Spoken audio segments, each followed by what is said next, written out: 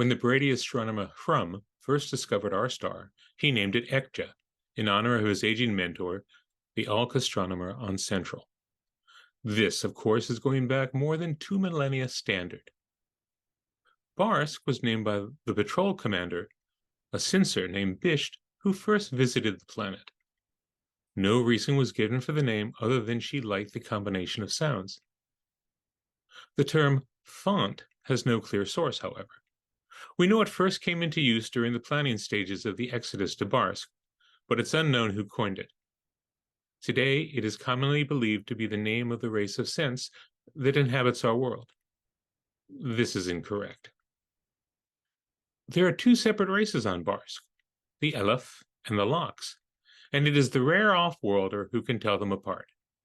It seems to be too difficult a task to focus on the subtle differences between the two when one is so painfully aware of the extreme otherness of both races relative to oneself. I could tell you that few Elef ever lived on Marbelarma, and fewer still Lox ever dwelt on Grypta. But as neither place has been home to either race for centuries, that would mean little to you. I could tell you that the Elef have somewhat smaller ears and trunks than my kin, the Lox, but the unit of measurement involved is irrelevant to representatives from small-eared and crippled-nosed people. Nor would you care that a majority of Lox prefer to inhabit the islands in the western archipelago of BARSK, with the Elef more evenly spread among both.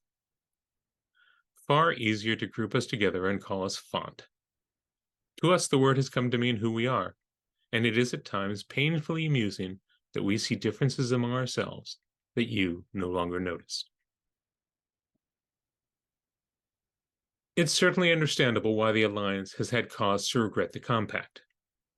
No matter how reasonable or low a price BARSK may set for the myriad pharmaceuticals it provides, at some level there is resentment and a little fear. Thousands of bureaucrats on 8s of worlds would make their livelihood by ruminating about hypotheticals. What if BARSK escalates their prices, or limits exports, or begins to make new demands beyond those specified in the compact? Absurd speculations, all. One might as well ask, what if Ekja goes nova, or BARSK simply blinks out of the universe? What the bureaucrats, and generals, and politicians fail to realize is that most font like the current situation. After 800 years of provincialism and economic stability, they have little reason to want to rock the home branch.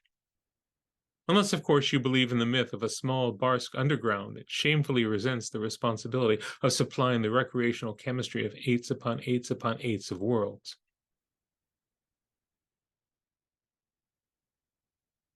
The truly curious thing about language is how static it seems to be.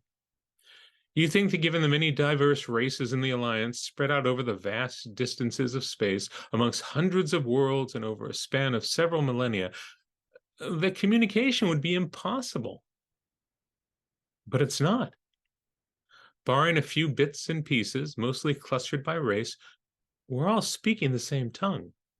Never mind that our tongues may be drastically different in configuration.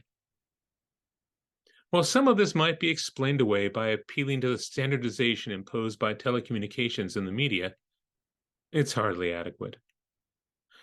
Consider the case of my own world, BARSK, isolated and provincial and comfortably so.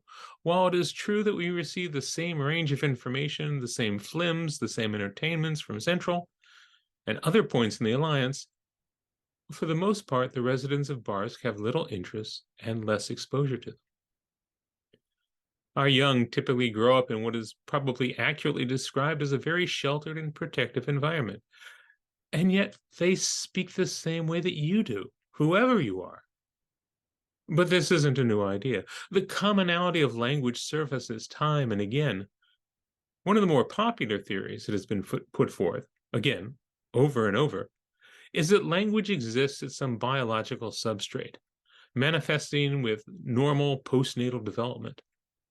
This makes a great deal of sense to some, who liken it to the universality of walking or laughing or sneezing, none of which were expressly taught. Perhaps most curious is that all such inquiries are turned over to the Ministry of Language on Central, whose sole purpose for existence, insofar as I can tell, is to receive such inquiries. What they do with them, I have been unable to determine. Indeed, while an address for the ministry appears in the central communications net, no physical structure, nor any personnel, seem to exist. Curious indeed.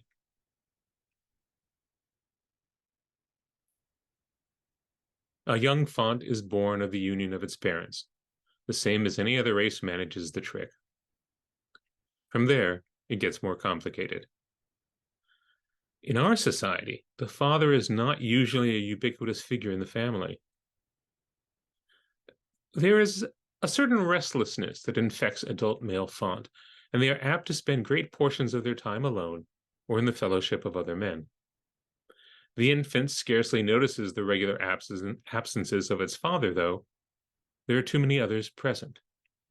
In addition to its mother, the newborn font inherits a household of relatives, including siblings, numerous young cousins, scattered older cousins, aunts, great-aunts, grandmothers, and quite possibly a great-grandmother or two. Font society is very clearly matrilineal, drawing strength from the female's natural organization skills and farsightedness, and allowing the males to pursue the foolish excess of behavior that transcends races but cleaves to distinguished gender. The stability of font life amidst the women, a fact most males only come to fully appreciate as they approach life's end.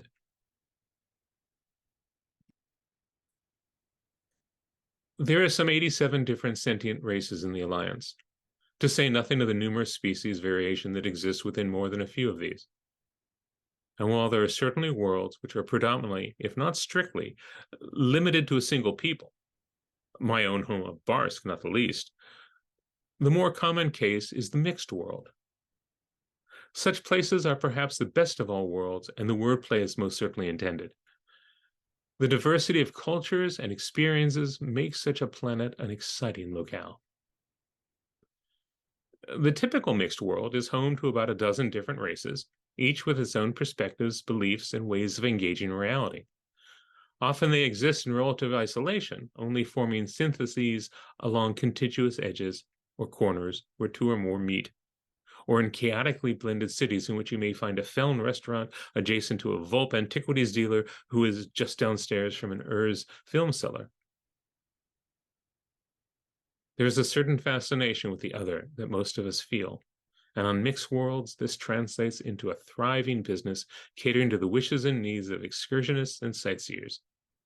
And the greater variety, the more elaborate and powerful the tourist trade.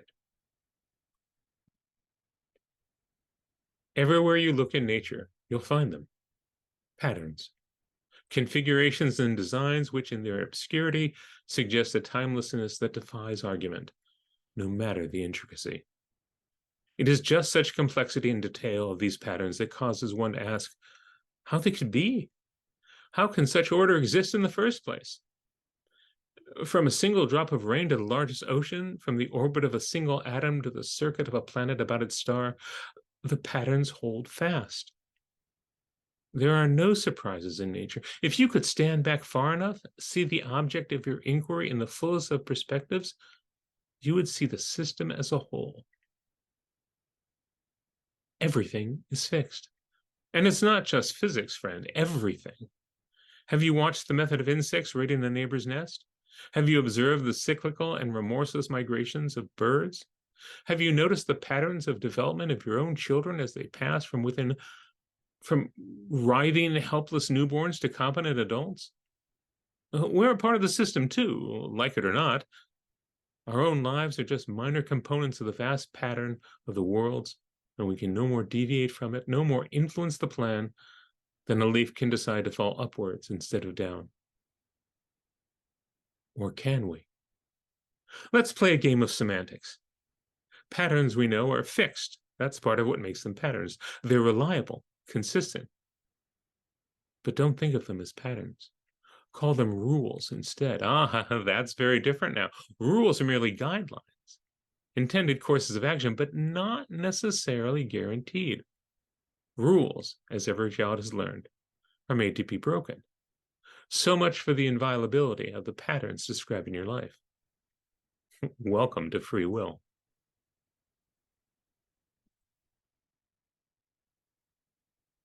We eat plants.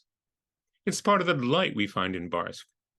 There is pleasure to be found in a juicy ripe plel, a chopped patty of rangol, or some delicately seasoned kalatma leaves that you probably can't appreciate.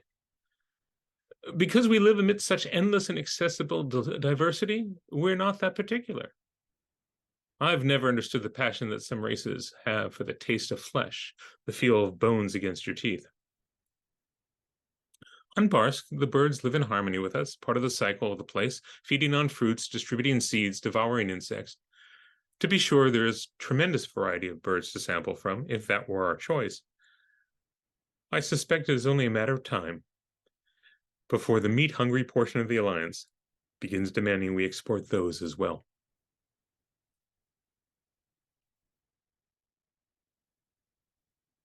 It's important to remember that Nefshans have physicality, that they obey certain laws. One such is diffusion. Nefshans move away from their source, seeking dilution and escape from the company of their brethren. Note, however, this applies only to Nefshans from the same person. At some level, they are marked and avoid concentration of others like themselves, though yours and mine feel no such repulsion from each other. The longer an individual has been dead, the more dispersed the Nefshans, and consequently, the more difficult to summon. The exception of this, of course, is a repeated summoning. Once a conversant has been created, the Nefshans involved must again slowly diffuse. Or more simply, it's easier to talk to someone you've spoken with before.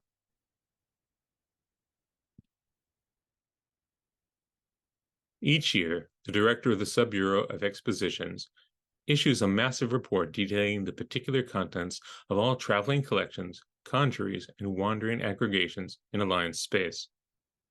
Immediately, a host of planetary agencies, diplomatic congresses, and charitable guilds flood the director's staff with requests, demands, and pleas that their specific locale be included in the tour of such and such exhibit. Ludicrous. For you see, the displays that draw the greatest attention are neither works of art nor artifacts of historic consequence. Rather, they are the common everyday materials, accoutrements, and paraphernalia of contemporary peoples, made interesting only by the vast distances they've had to travel and their removal from the daily experience of their audience. My mentor at the Academy registered a collection of soup bowls some time back, a cynical joke. They have been part of the circulating exposition for the past 17 years and are always in high demand.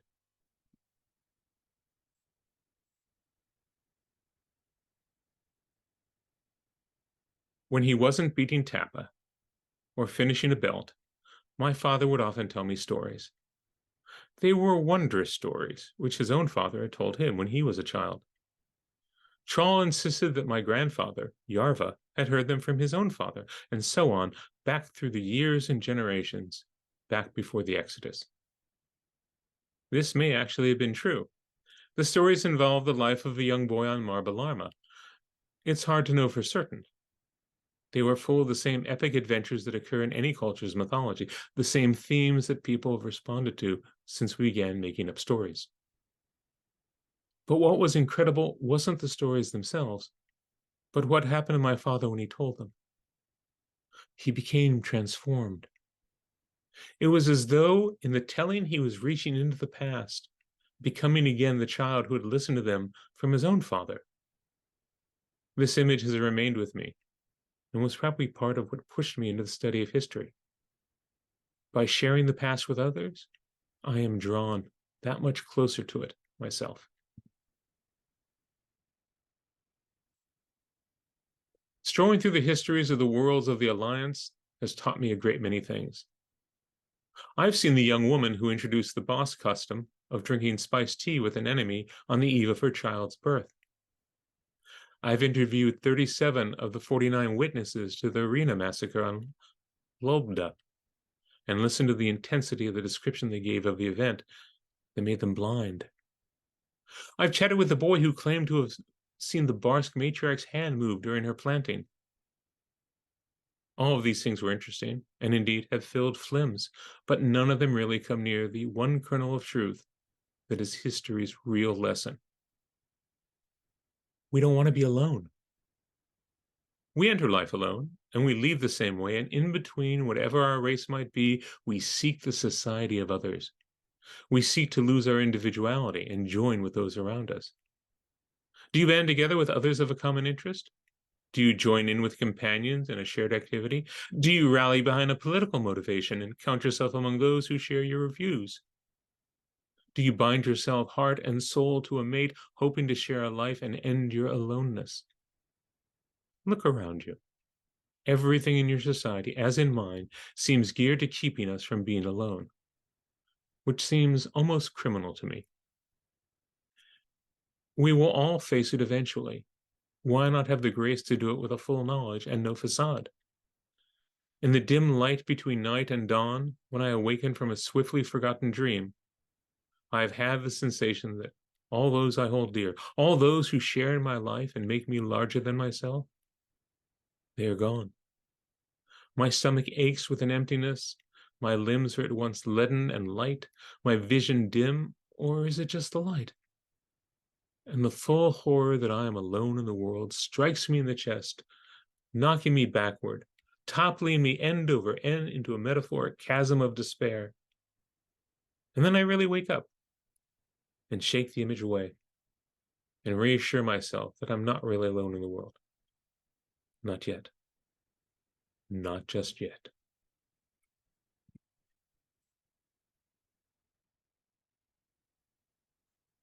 I am always genuinely amazed and even astonished when someone tells me how prolific I am.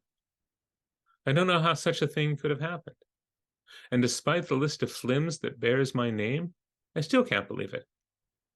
Part of this is because writing is such a self-indulgent thing. It is the unabashed giving in to that part of ourselves which craves and whines, whimpers and demands.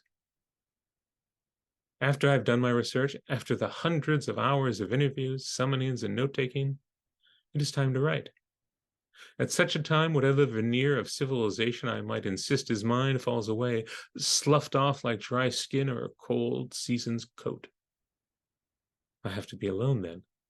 I have to lose myself in crowds. I have to have all my familiar objects, knickknacks, and trophies about me. I need the room completely bare. I develop a taste for obscure and all but unattainable cuisines. I go days without eating. The slightest sound, the merest settling of my dwelling place, produces a day's distraction and agitation. The end of the world could not disturb my concentration. I become charming and effusive and ebullient, welcoming impromptu visits from friends and family. I become an abusive, irascible, scowling hermit who refuses to answer the plaintive wailings of a namesake niece mewling at the door on her birthday. Or more simply, I'm a writer. Nor do I believe this pattern of unsociability to be unique to me, but rather just a part of the profession, an occupational hazard. Among my own people, such misfits who select this odious vocation are usually male, which facilitates the solitary existence that the job necessitates. Among other races or peoples where writers cohabitate with more normal folk, one can almost expect all writer traces to cease. I'm sure it must get that bad. And I'm only an historian, merely retelling tales that have already been told, bringing together in one place events that have already happened and are not able to change. On those occasions when self-pity threatens, I think about the fiction writers. It helps to know the weather is even worse on the next island over.